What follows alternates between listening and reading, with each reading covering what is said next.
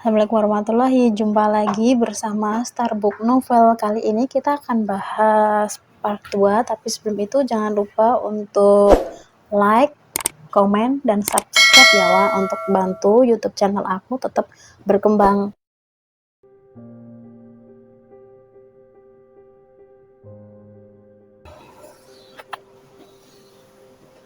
Pindah rumah.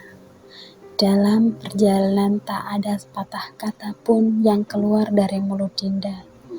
Mungkin masih canggung untuk memecahkan suasana. Sedangkan Cynthia yang duduk di samping Alan sesekali berkelayut manja di lengan suami yang sibuk dengan setirnya. "Mas, kita liburan ya?" ajak Cynthia dengan manjanya. Alan menatap wajah Dinda dari spion. Terlihat gadis itu tersenyum manis.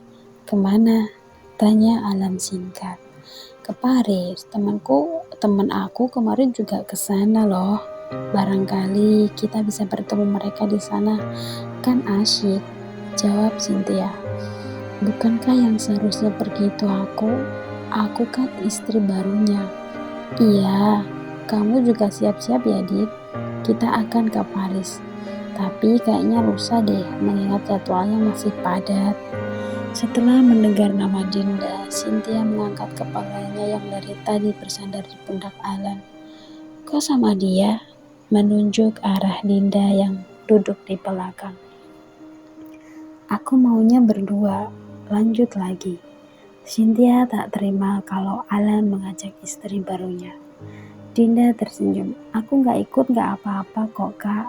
Lagi pula Mama bilang mau ngajakin aku ketemu desainer yang dari luar negeri," ucap Dinda memberi alasan. Padahal Bu Yanti sama sekali belum membicarakan masalah itu. "Tuh kan, pasti Mama sudah punya banyak rencana untuk dia. Sedangkan aku, apa? Masih bernada marah." Iya, kita pergi berdua." Dengan terpaksa, Alan memenuhi permintaan Cynthia.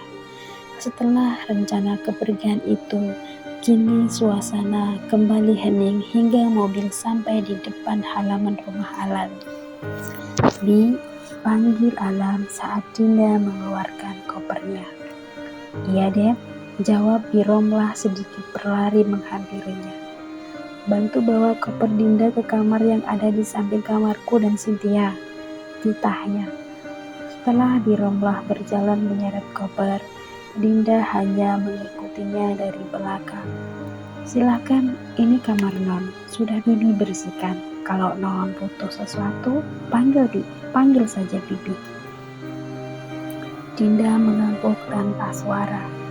Sepertinya Bi Romlah, Dinda menaruh tas tangannya, badannya mulai penat, dan hari pun mulai sore. "Mandi ah, gerah juga." Dinda mendekati pintu yang masih terbuka. Namun kali ini ia kembali sedikit menyepulkan kepalanya saat suara aneh menghiasi telinganya. Dan kini matanya terbelalak saat menyaksikan pemandangan yang di luar dugaan. Dinda melihat dengan jelas saat Alan diselimuti nafsunya saat keduanya saling berciuman di depan kamar mereka.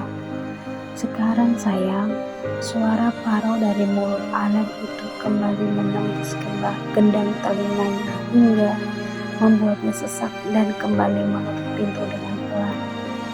Alan yang sudah tak sabar pun membuka pintu kamarnya dan menutupnya dengan kasar. Dan tak tahu apa yang dilakukan suami istri itu di dalam kamar. Sedangkan Dinda malah duduk di tepi ranjangnya dan mengatur nafasnya.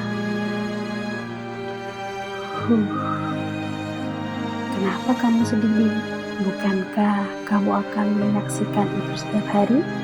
Mereka itu suami istri. Meskipun kamu juga istrinya, Mbak Cynthia istri pertamanya. Dan cinta Kak Alan memang untuknya. Kamu cuma istri yang akan memberinya anak saja, tak lebih," batinnya. Setelah merenungi nasibnya, Dinda memilih untuk ke kamar mandi berharap masalahnya ikut terguyur air shower. Jika di dalam kamar Dinda mencoba melupakan kejadian yang baru saja ia lihat, tidak dengan kamar di sampingnya yang makin terasa panas. Meskipun AC itu sangat dingin, keringat membasahi keduanya.